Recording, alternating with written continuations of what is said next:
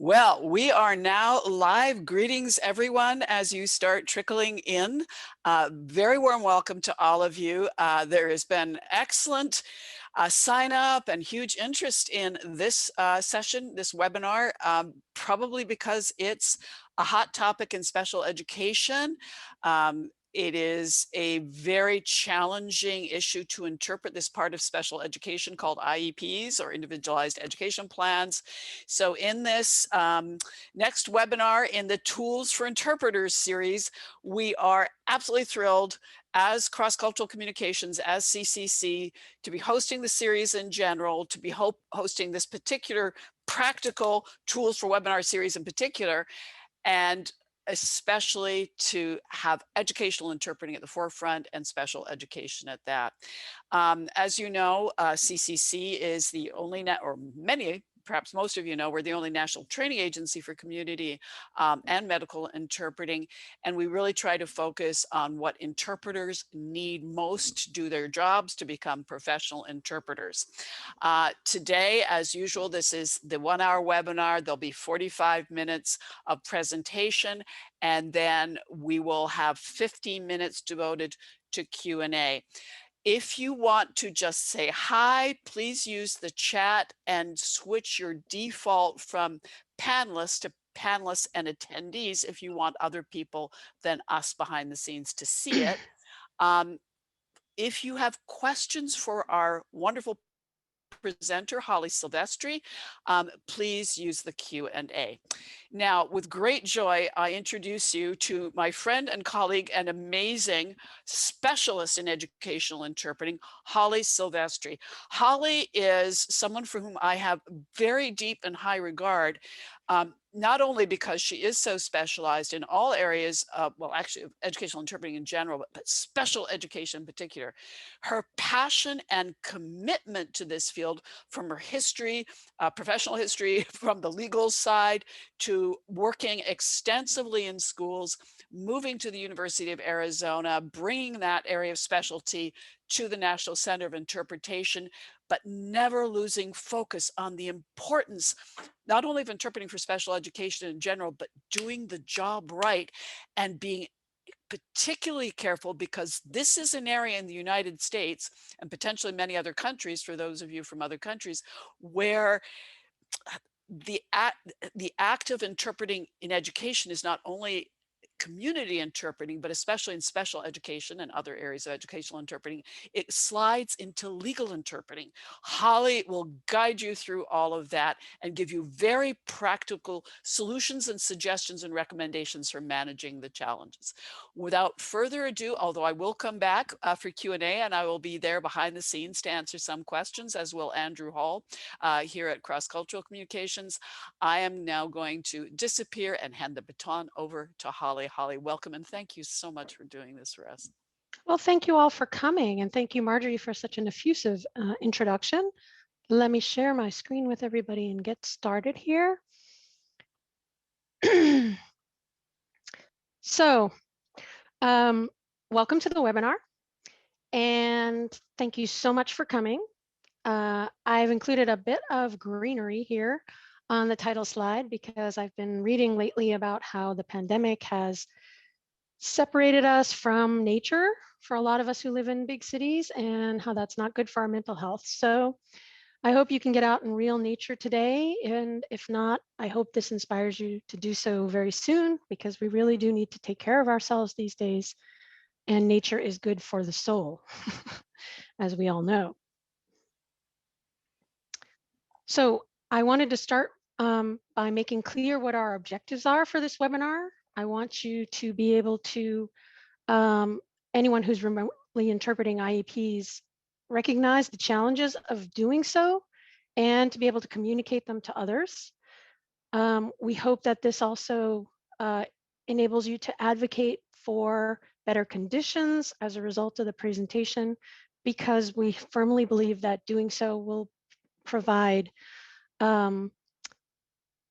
a good way of supporting the underlying goal of communication and cooperation between the educational institution and the LEP family. So that's where we're headed today. Our first challenge, as many of you know since the pandemic, of interpreting IEPs remotely is quite obvious. Anyone who has seen the news lately has been made aware of how the digital divide in the United States has affected LEP families.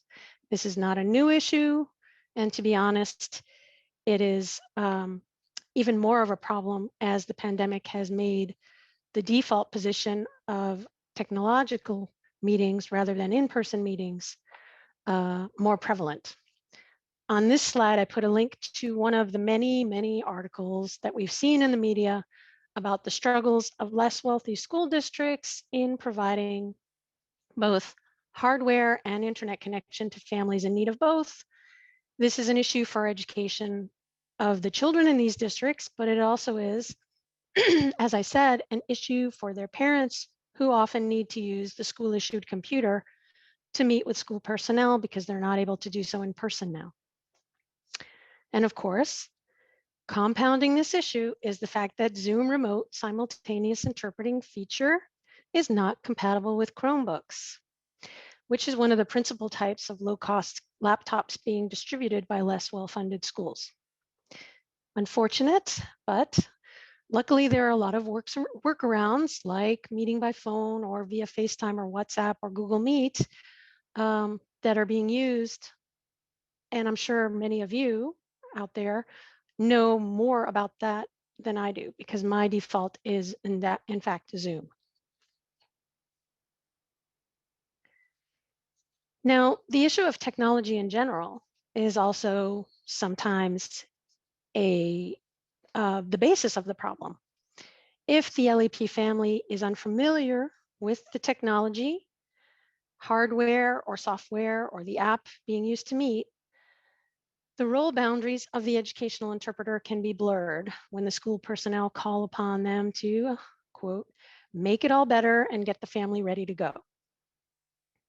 In other words, the interpreter is sometimes enlisted as tech help as well as interpreter, both to get the family to make the appointment as well as to download the proper app and get into the meeting. All of this is clearly something that needs to be discussed long before the actual meeting date. And one of the ways I've worked this out is to create scripts for the app that I work in, which is Zoom. I send the English script to the school personnel requesting the interpreter, and I request a meeting about how to approach the issue of a potential lack of technological knowledge on the part of the LEP family. Sometimes it is something that the community liaison can handle in a phone call if properly guided, if your school district has one. Sometimes I've worked it out that I interpret for the special ed caseworker to whom I've given the script and with whom I've met about this beforehand. And either the community liaison can walk the family through the download and the features of the app so the family is ready to participate in the meeting, or the special ed caseworker with my help as the interpreter. As a freelancer, you may be less likely to encounter this issue because you're usually called in after the appointment has been made. But unless someone has thought about this at the school end, you may also be faced with having to deal with this issue on the spot. It is best to check, if at all possible, with the requester whether someone has thought of or dealt with the potential that the LEP family may not have the tech expertise needed to get into the meeting. I think this is less of a problem as we move in, through the pandemic, but at the beginning, I know it was a really big problem. So it is also best to have a script ready for use just in case you need it, with everybody's roles clearly defined and what needs to be said to get people to where they need to be to start the meeting. Now, of course, we're not only dealing with a potential lack of familiarity with technology that's solely on the part of the LEP family. Oh no.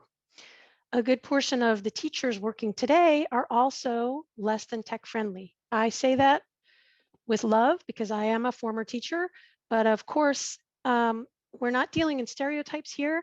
I have stats to back it up. The vast majority of the teaching and mid-level administrative staff in North American schools is female and middle-aged, like me. all of which means that unlike younger generations, they know of a time when the internet didn't exist. And the majority of their careers took place without the internet being as central in life as it is today. And of course, they work in a slow moving, large bureaucracy, the school system of the United States. All these factors mean that it's likely that they too will not particularly be very technologically friendly. There are exceptions, like me, but again, so here again, this is where the requested pre-session with the school personnel running the meeting is essential. This meeting allows you to gauge their technological knowledge, right, on their part, and gives you time to educate them in the necessary tech, or at least point them towards some resources to educate themselves. It allows you time to explain why they need those skills to run the proper meeting too. There are, of course, limits to using technology. Even though applications like Zoom allow people to see and hear each other, it is not truly the same as an in-person interpreting meeting, as we all know. First, the view of the people involved is very small. As you can see, I'm a tiny little figure while I'm showing documents. And there are times when the view of the participants in a meeting is restricted. If you have, say, more than 4 or 5 people in a Zoom meeting, or if someone is sharing a document on their screen for all participants to see, some or all of the participants may disappear from the screen. Now, this is clearly a problem. Research has proven that gestures and facial expressions are indeed an important part of communication. I've placed a link on the left-hand side of the slide about this particular issue for you to investigate on your own. Without seeing people, it is very difficult to gauge their level of understanding of what is being said. So in the app I use, which I said was Zoom, I have taken to asking the host to pin people to the screen so they don't disappear. I also have 2 screens in my office at home. So I pin the LEP family members that attend the meeting to my second screen during the entire meeting so I can see them at all times. I also explain how to do this to the other person running the meeting, be it the special ed teacher or whoever, and they can then benefit from seeing the intended recipient's responses to what is being said. A related issue is the one of turn taking, or how to get the attention of the person running the meeting, especially when you can't be seen, right? There are no easy answers here, but you have to learn to speak up if nobody recognizes your right to speak. That includes the interpreter as part of the educational team. And in an in-person meeting, we use gestures, but if they're not seeing you on the screen, you're going to have to resort to interrupting orally. Be polite, but be firm that you need that interruption.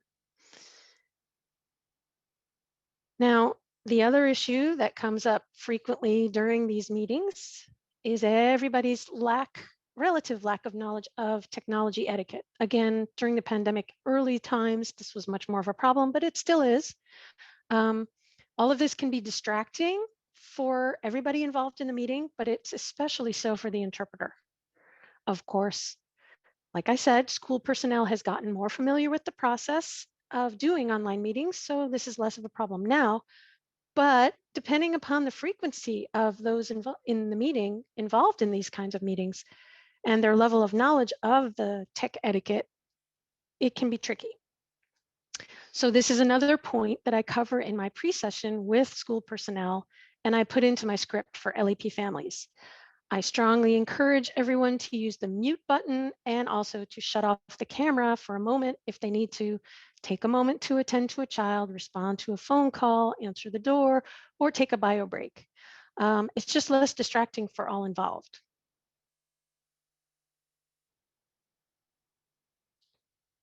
Another difficulty related to these types of meetings is, of course, the temptation to use chat as a back channel amongst school personnel. In Zoom, there is a chat feature where which you're using right now, many of you, to ask questions or to chat with one another. I always cover this as well in my pre-session with school personnel and ask them to eliminate chat as an option in these meetings. It's important to explain that this is the written equivalent of a side conversation, and the interpreter can interpret those either while they're busy interpreting what is happening in the meeting. And for the sake of accuracy, which is extraordinarily important all the time, but especially so in a legal meeting like an IEP meeting, it's very important to make sure that everything is communicated in both languages so everyone is up to speed. Now, of course, these meetings tended to take time even before the move to remote interpreting. Now, of course, the list of extras to cover at the start of a meeting, like the tech-based protocols for getting into the meeting and getting the floor to speak, and all of those things are now eating into the time for the actual topic of the meeting. Now, this is less of an issue as school personnel have confronted these problems that I've raised in previous slides and begin to understand the need for a pre-session to deal with and account for those extra burdens that a remote interpreting session imposes.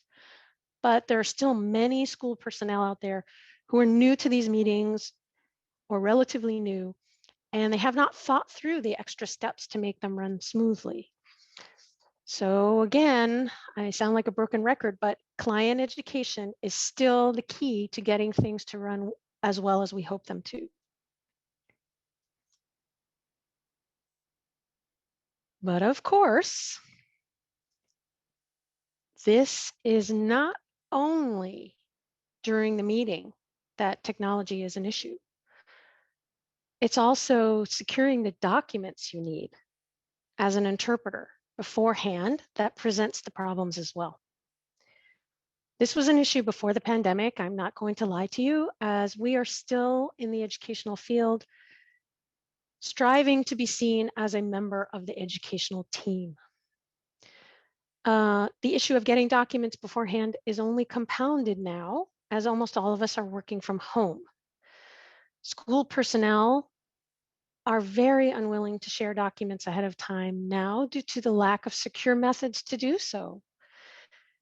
Before the pandemic, you may have had a mechanism to access documents like the IEP beforehand if you were an in-house interpreter, although again, even that was problematic for many interpreters before the pandemic. The fact that the documents now have to get to you at your home is incredibly problematic. School personnel are extraordinarily wary, as they should be, of sending these documents off to you at home because they don't want to risk getting these documents revealed to the public. They have laws that they have to follow, like FERPA, F-E-R-P-A, which stands for the Family Educational Rights and Privacy Act. And they're ill-equipped to send these documents to you at home because the manner in which they have to do it is not secure. Email is not an option, as most email systems are not encrypted and can be hacked. And of course, sending a document in an email system that can be hacked, that is a private document that should not be exposed to the public, is very problematic for them. There's often no other way, and generally time and cost preclude the sending of the documents via messenger, you can imagine, right? So what do? Unfortunately, this is where you have to educate yourself and the client to allow them to feel comfortable with the processes you have developed to deal with this issue. I have added links to a recent article there at the bottom of the slide about secure apps for document delivery. As a freelancer, I also have added the link to an encrypted email free service that I use for my business, and I speak to the school's system to ask them to also sign up so that it's an entirely encrypted system. This may not be possible for many of you. I am working with people that know me and I've worked with for a long time in a lot of school districts, but it is a suggestion that you can try. Um, I'm also going to reiterate that as a part of the educational team, we are covered by the FERPA exception. I'm referring back to that family educational, I forget the rest of it, Privacy Act, because when we need to see the document, right? We have a legitimate need to see the document. The exception gives us that possibility. So it is in fact part of my job to understand that the document itself, and be able to express what it says to LEP parents. And I can't do as good a job if I'm not getting access to that document beforehand.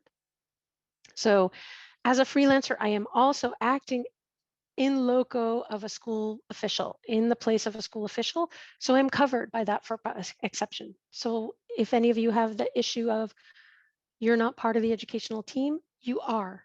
And there's proof, right? Because there are documents that say you are part of that team as a FERPA exception. Now, I have to admit that sometimes this lack of documents is just an impasse. Sometimes you just have to go in blind. This was again an issue pre-pandemic, and it is something in the field that we're going to have to chip away at with, surprise, here's my broken record again, client education. This is a war that we can win, but unfortunately only one client at a time. The best solution I have for this issue is to network and connect to organizations like iteworkgroup.org. This organization is trying to professionalize the field and is constantly putting out best practices documents. And a site like this can be something you show to a client. So it's not only your opinion as the interpreter that you need the documents beforehand, but the opinion of a recognized professional organization as well. So I encourage you to join us. We are stronger if we deliver a common message together.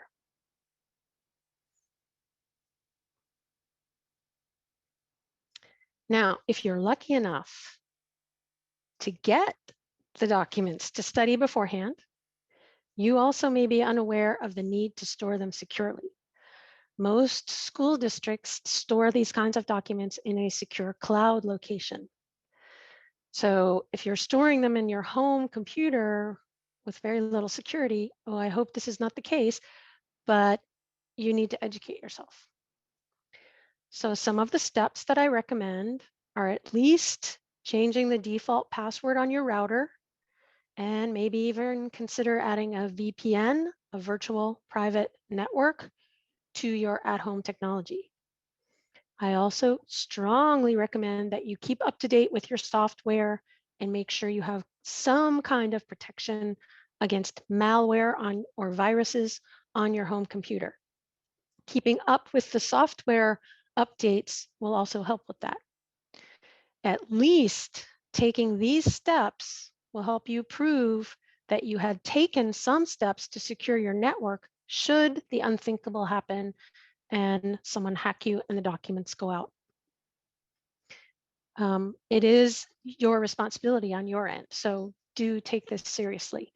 Now, all of these articles are just general information. I'm not a tech, I'm not tech help, but I had to do a little bit of my own education as far as that's concerned in order to make sure that on my end I was covered with respect to being legally liable if something should leak from my computer. So I strongly recommend that you take the steps that I was talking about.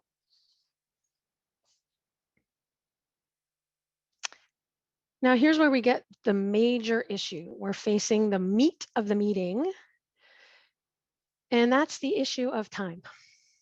Okay, everybody is under a great deal of stress to complete the mission, right, in a school. And sometimes we fail to recognize that the underlying objective of this meeting is consent and full participation of the LEP parents in the decisions being made.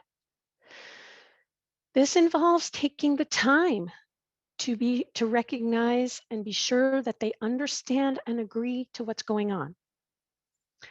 I always address this in my pre-sessions as well, reminding everyone that technology is a means to an end, but we have to keep in mind as we progress that the school staff needs to understand that this takes time, okay?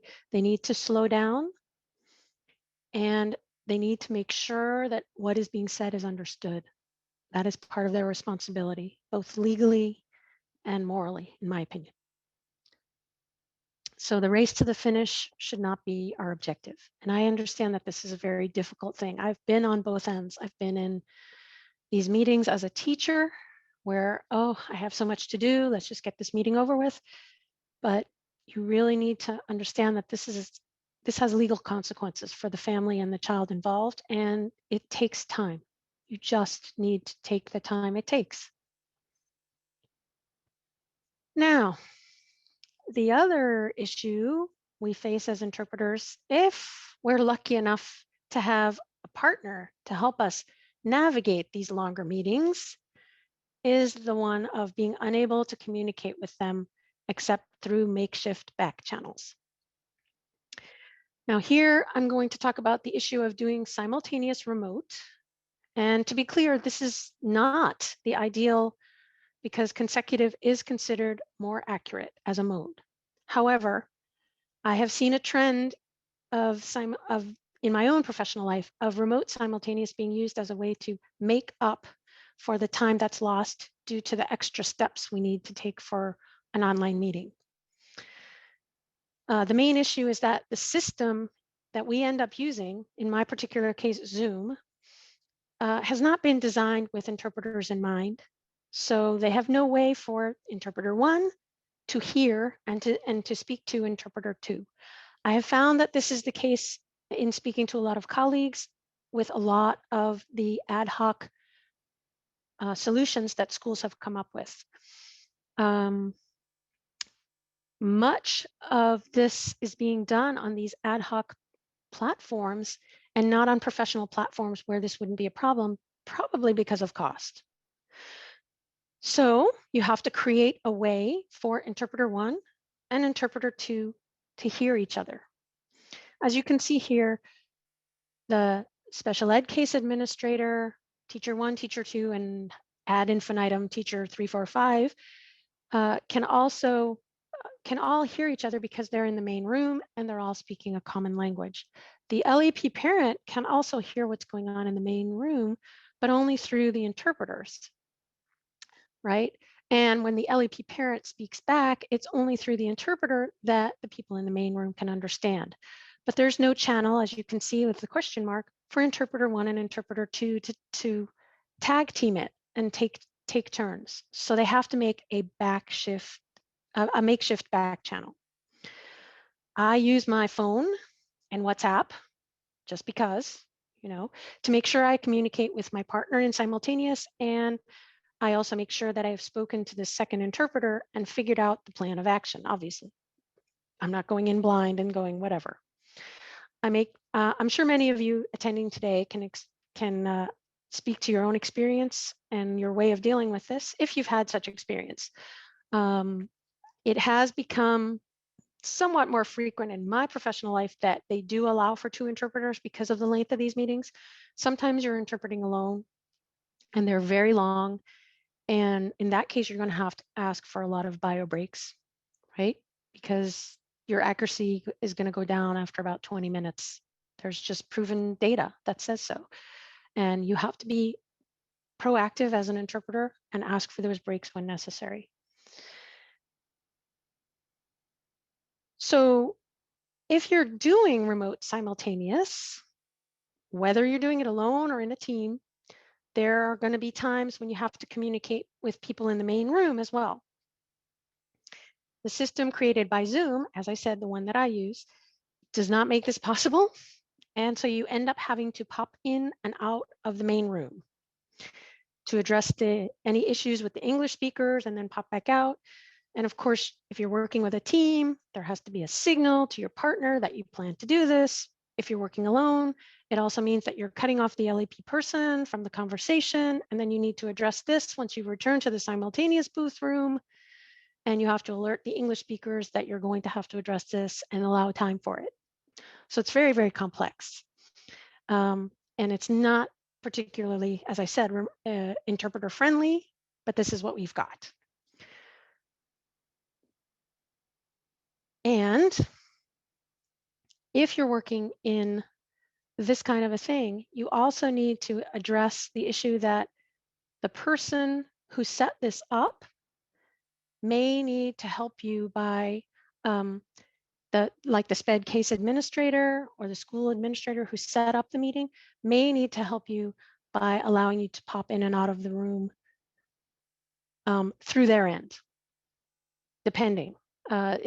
Certain platforms allow the interpreter to do this themselves, but I've heard from other interpreters that there are certain platforms where the SPED case or whoever is in charge of the meeting, administrator or otherwise, has to allow the interpreter to do this on their end. So it's not something that you can just sort of wing. You have to plan for the fact that you might have to do this and talk about it with everyone involved so that it's clear what the issues are and how you're going to go about it.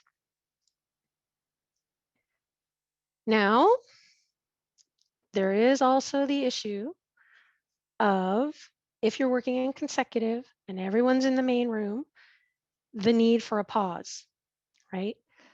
For some reason, you have to pause whatever speaker is speaking. I've found that this can be difficult, as I said, to do via a gesture, as the speaker might not see you motioning, right? Depending on whether you're visible on the screen or not. And I have resorted to doing it verbally. It's not neat and pretty, but it gets the job done. I also address the need for a pause if the encounter is running long and I feel I need to have a break. Again, here, I would strongly suggest the interpreter be proactive and talk about this with the people in charge of the meeting, of running the meeting beforehand, and have them understand that at about the 20-minute mark, they're going to need to give you about a 10-minute break in order for accuracy to be maintained. There's no two ways about it. A lot of what I've said puts the onus or the burden on the interpreter to educate the client. And unfortunately, that is kind of the way it is in community interpreting. We are, I think, at the same point as perhaps medical interpreting was about maybe 15 years ago, where they had to completely educate all of the clientele and all of the doctors and nurses that they were working with about their role and about them being part of the team and needing to be included, and about the fact that there should be some kind of a pre-session before any of these meetings happen. And especially so now with remote, because there's so many variables that need to be addressed that you just can't wing. It's just not something that you can go in and go, oh, it's going to go okay if nobody knows about this, and this. It's true also in those face-to-face meetings, but it's a little bit easier to address those issues in an in-person meeting than it is when we're dealing with remote. So I strongly, strongly recommend that we all start asking for those pre-sessions and we start educating and having scripts ready for all of the people that are that we're destined to help make the meeting run well. So I hope that this has been helpful. I'm sure that there are questions. I will absolutely do my best to answer those questions. If it's a specific question about your school district, it may be difficult for me to answer because I'm not sure what the policies are, but I will absolutely do my very best to answer any questions that you have. And I really appreciate you coming. It says a lot about the community interpreters and the educational interpreter community that you all want to get educated about how to do this properly and how to serve the clientele that you have that desperately need your help in order to be active and cognizant participants in these IEP meetings. So thank you. Thank you so much for coming. And thank you, Holly, and you can go ahead and minimize the PowerPoint now. Sure. Not only have you given a very substantive, wonderful presentation, but you've allowed us more time for questions than we normally get, and I know that's a gift. And I'll be happy to start the questions now. Please remember that Q&A is the section for questions. If you have them, we will not be able to answer all of them typically, but we will start right now. I'm actually going to start on a really simple one. I forgot to warn you, Holly, that every single webinar presenter I think we ever had since we started this series at the beginning of the pandemic is, what type and brand of headset are you using? And do you have any other Oh, recommendations for a good headset, which for remote interpreting in education and everywhere else is really important. So I what are love your this. thoughts? I yeah, I love mine. It's Plectronics. I'm just looking at the I th anything from sorry, Plantronics, Plantronics. It's very lightweight. I think the audio is fantastic. Um, and I've used this for, I don't know, a good 10 years now, and I haven't varied. So those are my favorites. It's not heavy in the ear either. Oh, that's actually important. Thank you. Here's a good one. How do you make sure limited English proficient users or anyone who doesn't speak the language of service, for those of you listening from other countries, how do you make sure though, that the end users are actually hearing you? This questioner writes, I normally write them directly through the chat box or Hmm. ask them to give me a thumbs up. Any tips to make sure they're Okay. hearing you? So as the interpreter, it depends on Yes, the platform you're using, right? sure. And how you set it up. Sometimes you can set it up so that they have your cell phone number and they can text you, whether, you can text back and forth. Are you hearing me? Is this so good? The thumbs up I've used as well, right? I do have, as I said, a script so that I make sure that everybody's in the main room, including me, the interpreter, before I am put in the remote simultaneous room, so that I can explain all of this in both languages. The script that I give the caseworker walks people through, like, now the interpreter is going to go in and you will be able to hear what she says, and everyone else says through her, but she will not be able to speak directly to you, and so on and so forth. So because I have to do this so often, I do have those scripts prepared, and that's something that I would suggest you do. It takes time, but in the end, it has saved me an inordinate amount of time. I just email it to the person that I'm going to have a pre-session with, and I sort of run them through, like, here's where you're going to leave a pause for me to interpret what you've just said in English. That's going to explain to them, exactly how this is going to work. So, Well, thank you. And there's actually a related question, which is, what is the script, or what are the words you would use to ask the speaker to stop for you to consecutively interpret? Can you give an example of what you'd actually say? I'm very direct. The interpreter requests a pause here for blah, blah, blah, either clarification, a bio break, whatever. Obviously, you're going to be doing these pauses at the appropriate moment, right? We all know that from training. But I'm very direct, and I try to time it. It's hard to do because sometimes you can't see the people who are speaking, but I try to time it when they're taking a breath so that I have the floor, so to speak. Um, but you have to speak up. You can't, especially in these kinds of meetings. Your accuracy is so important all the time, but in these kinds of meetings, a parent that's missing part of this is making educational decisions that could change a child's life Yeah. for the better or the worse. So I take this responsibility incredibly seriously, and I imagine you all do too, but always keep that in mind. Hugely important. Thank you, Holly. This is another important question. She writes, I feel I am part of the IEP team, but I refuse to sign the IEP because I am not responsible for its implementation. Am I mistaken?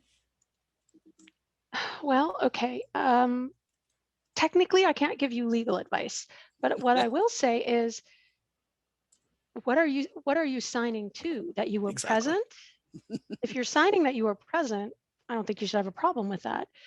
If you're signing that the interpretation was accurate, if it was and you believe it was, okay. But that's the responsibility as far as the accuracy, testing to the accuracy, that's the school's responsibility. And then of course they will come to you and say, was it accurate? So it really depends on what the document says that you're signing.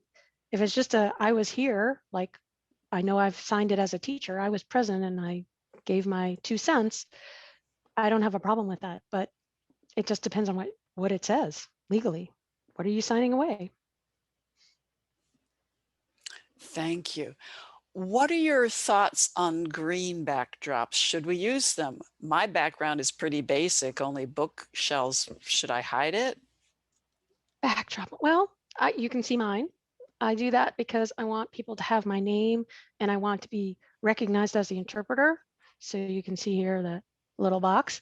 And I also picked Italy because, hey, whatever. It is a bit distracting, I suppose, for some people, but I prefer this because it's a little bit more professional than the picture or the bookshelf in the back of my wall. If you have a green screen, go ahead and use it. I would say a professional background is something that a professional would use. Um, Zoom has built in, I'm sorry, I keep referencing Zoom, but it is the one platform that I use most frequently, has built in some backgrounds and some filters. And the reason I look so good is because I have some filters in the background. Yeah, so I would say yes, if you do this all day as well, it's only one green screen to set up at the beginning of the day. They're not that expensive either. They're about $80, I think, for a cheap one. Thank you. I don't understand this question because I'm not familiar with Telegram or Signal, but the Ooh, question as it reads is, can Telegram/Signal or other end-to-end encrypted messengers be used to share documents? I suppose they could. I'm not familiar with them. I would check with the school district, right? The reason I say it should have end-to-end encryption is because you don't want to be hacked. I would hesitate to use something like your phone that might be hackable, even if it's encrypted. So that would be a question really to ask the school on their end, as far as their lawyers agreeing to it, before I would say yes. But encryption is better than non-encrypted for sure. Thank you. Another interesting one. Can you change the register if the parent doesn't understand? For Uh, example, benchmark. How would you interpret that word so that the parent who might not be educated would be able to understand? okay, that's not your job as the interpreter. That is the job of the person who said the word. And so you are not going to change the register. That's changing everything. That's not in your job description. What you might do is suggest, even at the beginning of a meeting, that we use parent-friendly terms and perhaps skip the jargon. And if they don't do that, then you're gonna let the parent ask the question. If they don't ask the question and you see that there may be an issue, that's when you might interrupt and say, the interpreter would like to suggest that there might be a comprehension issue, and let the two of them work it out. Comprehension issue, if you want to get specific, comprehension issue over the word benchmark. And that gives the person who said the word the cue to explain what they meant, because you have no idea what they meant, even though you may. You're not a mind reader, and it's not your job as the interpreter. You could be wrong. Yeah, Yes. absolutely. Next one. In pre-COVID times, we couldn't get learning specialists in our district to hold a pre-session, to share docs, etc. Everyone is even more overwhelmed now. How do we persuade them to give us the necessary time? I feel such sympathy with this question. Part of the reason I have the scripts is to give them that heads up. Like, look, this is all the stuff that we have to deal with. Either you're going to deal with it at the beginning of the meeting, and you're going to eat up 20 minutes of the meeting talking about this should happen, and having introductions and how is this going to go and who's going to take the floor and blah blah blah, or we deal with it ahead of time and the meeting runs smoothly and you actually accomplish your goal. I'm sorry, I don't have a better response, but you as a professional need to make it clear to them that in the pandemic and even pre-pandemic. These meetings just can't be wing it meetings. They need to have the pre-session. So when I send them the script and I say, these are the steps that we need to take, and I'm going to help you walk you through it. Please meet with me for about 10 minutes to make this run smoothly. Yes, I get a range of responses like anybody, but at least I've made an effort as a professional to try and act as the professional I am. That's all you can do. We can win the war one by one. And if I send it to 10, I would say these days, 7 people out of the 10 respond to me positively and we'll set up a meeting. The other 3, you try again next time. That's all you can do. Thank you again. Any recommended sources for searching for an IEP specific glossary? Doesn't OCDE or Orange I County think have? San Francisco, well, no, that's education in general, IEP specific. I'd have to Oh, look. other than mine, uh, which is a closely held secret. None that I have come up with, although I would check maybe at the Department of Education in Massachusetts. I know they have a couple of glossaries in languages of lesser diffusion, like Arabic and Vietnamese and things like that. And I think they even have IEP templates translated, if I'm correct, that you may have access to on their website. So that may help create your own glossary. And just FYI, on our website, cultureandlanguage.net, cultureandlanguage.net, you spell out the A-N-D. Andrew can write it in the chat. If you go to resources, we do have some general glossaries for education in several languages from San Francisco, New York, and other places. The problem, whether it's for special education in general or IEPs or just educational interpreting, is that some terms are used throughout the country and some terms are specific to the US state, never mind the country of Right. the US, and even the school district. So Oh, yes. that can make things a bit tricky with glossaries, just to be aware of when you're looking Yes, at please do be educational aware. glossaries.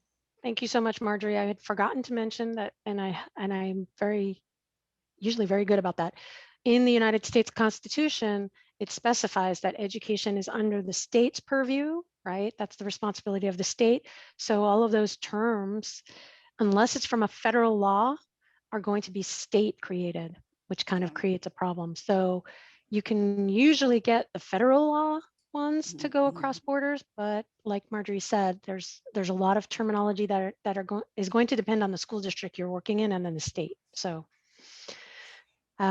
another complication. Welcome to Special Ed Interpret. Absolutely. Oh my goodness, yes. Someone's asking, could it be possible to have this webinar available for a few more days just to hear again for a better understanding? For those Oh of you yeah. who are wondering, tomorrow you get the link 24 hours after the end of the session of the webinar. You get a link to the recording as well as a link to your certificate, as well as, thank you, Holly, a link to the PowerPoint that you just saw. So I could answer that question. Holly, we've had a couple of questions asking, would you mind sharing your written scripts for pre-session and other scripts, but I don't know how you feel about sharing your own scripts, since ultimately every interpreter kind of needs. I could probably share one of the basic ones I use for Zoom. It's very comprehensive. It's 9 pages, people, but I certainly can share that with you. Yeah. Well, if you'd like to send that to us, we could send it out with the link tomorrow to the PowerPoint and the recording. So Sure. If it it's gets me very good generous. karma, why not? That is really generous of you. I know that lots of interpreters would appreciate seeing that 9-page document desperately.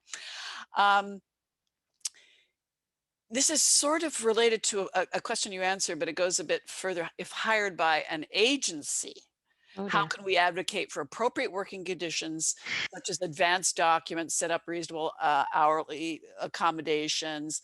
Is there a formal document with best practices that could be presented to them and they in turn present to their clients and meetings? Well, there is actually a document from ITE work group that I is wondered called about that. Best Yes, Practices for Remote Interpreting I in was general, hoping. not I only for was hoping. IEPs. So yes, then that's downloadable on iteworkgroup.org, ITE and then workgroup as one word, .org. and just look for the best practices document. You can download it there. We created, I say we because I'm part of the IT work group. We created that document right at the beginning of the pandemic. I think it went out in April onto our website, and I know it's been downloaded a number of times. So yes, feel free. That gives you pretty much everything you need to know about how to do remote interpreting for schools and otherwise. All right. It seems the more questions you answer, the more keep coming into Q&A. You're No, that's fine. your own worst enemy. The IEP team sometimes has multiple meetings back to back. I'm sure you've never heard that, Holly. In such a case, they intentionally rush up to close at their own pace, even though I, as an interpreter, have no control. The LEP client often or parent, I guess, or guardian often gets frustrated at the end. How can I advocate in such a case? This is also something, like I said, that I talk about in my pre-sessions. It takes the time it takes. And I often say, the school districts that, look, I understand that my answers are based upon the school districts that have worked with me for a long time and know and trust me. And if you're not a known entity, it's very hard to make your case. I understand that, I do. But I've always been of the mind that if you're not part of the solution, you're part of the problem. If you're just accepting that as an okay thing to happen, then you're part of the problem. And I don't mean to be harsh in that sense, but if we do not have a united front and say this is inappropriate and it needs to change, then we get what we asked for, which is not what we wanted, right? So I am very clear, even as a freelancer, if I'm working with an agency, I will not accept these kinds of working conditions. I need to know that you have gotten the IEP for me or gotten some information. I will not walk in blind. I am a professional and I am not going to put myself in a position where I'm not going to be able to do the best job. And I always say to this caseworker, what time is your next meeting? Because this may go over. So please plan appropriately. And I understand that everyone wants to smush it in, and that at this point, the federal laws are not allowing schools to make changes so that they can have these meetings at different dates, because again, IEP meetings have to happen at specific time points. But it's the pandemic, and if the school district is working in good faith, then they should be able to push these meetings back and take the time that it takes. And I use that legal knowledge. Look, you're acting in good faith here. The meeting needs to take the time that it takes. This is something that we also need to educate the LEP community about, because the parents also have the right to say, I want this meeting to finish. We're not going anywhere. And I do recognize that many of them have an issue with that because of cultural differences, because of the hierarchy of possibly not being having documents stay in the country, and or not feeling comfortable with this kind of parental participation level, regardless. But we do need to help them understand. And so I always advocate when I speak to community groups that the parents have the right to say, this meeting's not over, I'm sorry. And so they also need to speak to that. Would I do it in an IEP meeting right in front of the caseworker? No. This is something I do on my own time, not in my professional capacity. I also try to educate LEP parents that they do have the right to say, I want another meeting. This was too fast. I have some questions. I want another meeting to have those answered. They have the right to do that. Everyone does. And the schools just have to deal. I'm sorry. It's, like I said, it's a child's future at stake. I wish there were an easier answer. I wish I could just, play fairy godmother and make the schools comply, and we have to keep pushing and making them understand that this is part of their legal responsibility. In a way, you've just answered another important question, Holly, which was, what are your thoughts on cultural practices as far as parents viewing teachers as authorities and not to be questioned from the teacher's perspective, as well as from the parents? I mean, should this be prodded one way or another? In some ways, you've just answered that, but you might have a further comment on this aspect of it all. Look, I'm a teacher, so I also understand that, God, I don't want to sick another group of parents on poor teachers. But at the same time, if there's a question, they have a legitimate responsibility to answer the parent's question. Is this something that you do within the boundaries of the interpreter? No. I do this personally with LEP families. I work for several other organizations in another capacity. I teach English as a second language, and I also teach American civics for that particular organization. And I make this part of my speech to them. You have a right as an LEP parent to ask these questions. I understand that your culture may view these teachers as experts, but you have a right to ask these questions. So I take it on in a separate place because it's really not in the role of the interpreter to start making those decisions and advocating for parents. That's taking away their voice just as much as not having them speak for themselves. But there are ways to do this outside of the role of an interpreter. Thank you. Maybe community liaisons can take that role. If the school allows it. The next one, I guarantee you, a gazillion educational interpreters have faced. Sometimes the teachers ask me to do a sight translation for the meeting directly from the screen without them saying it first in English. And when I explain to them they have to read it in English first, they get upset due to lack of time. What would you have said to them to explain your reasoning? Again, this is a legal interpreting meeting. Accuracy is key. So I always make the point that if we're not doing it by the book, somebody may have a question later as to how this occurred. As a professional, I'm going to do things by the book. And I would expect that you as a professional would also like to do things by the book, so none of your decisions are questioned in the future. The medical interpreting community has some guidelines by organizations, right? It also depends on how long this document is, right? Whether it can be sight translated or not. Regardless, they need to be reading the document. And there's no two ways about it. So I would make the point that this is a legal issue. It's a legal meeting, and really you do not want to be messing with suggested best practices and protocol because of that.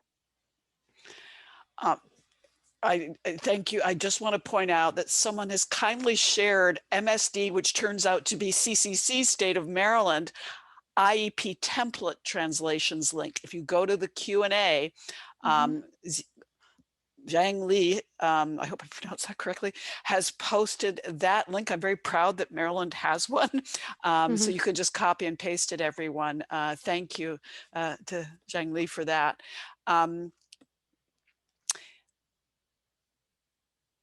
Someone asks, is educational interpreting as common as medical interpreting? I will actually answer that myself later. It's a very interesting questions. Now this one, sometimes by connection issues as the interpreter, we need to call the limited English proficient individual, usually someone in the family. Is this correct? Because then they get to know our personal number.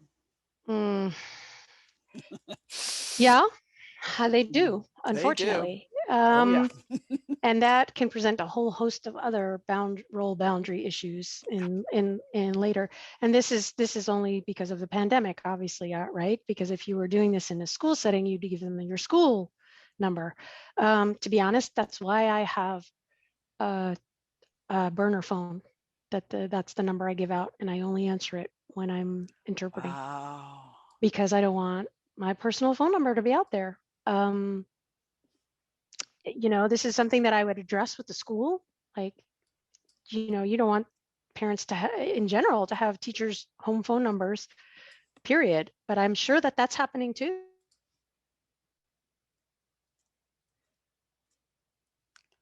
Oh my goodness. Right at the end of the webinar, something that Holly warned me at the very beginning might happen to her because she couldn't do a hardwire plug into a router has happened, but she's back. Yes, just in time. We can hear you now. Or at least we can see you now. Can you say something, Holly? Holly? Well, Holly, we Yeah. can, okay, now we can hear you. We can hear you. Okay. Yeah, it's I'm just a moving time. so I can, I sorry, yeah, we again. know it was a technical difficulty that you warned might happen, Okay. but it happened right at the end. We have to bid you a very, very fun and very, very grateful farewell. Anybody, if you have really, really burning questions, because we obviously couldn't answer them all, you can email info@cultureandlanguage.net. I'll do my best to answer. I love this field, so. With your passion was very evident. Thank you so much for your generosity and sharing all that expertise. I guarantee you from our grateful participants, it was very much appreciated. Good. As is the tradition with this free webinar series, I will stay on to answer general questions about CCC or, the field of community interpreting in general, or this webinar series or your certificates or anything else. But with respect for your very valuable time, Holly, we do thank you and wish you a wonderful rest of the day, a wonderful rest of the week, a very restful weekend. And Thank you. we are sincerely grateful for the gift of your time. Bye, guys. Have a wonderful afternoon, everybody. Take care, Holly.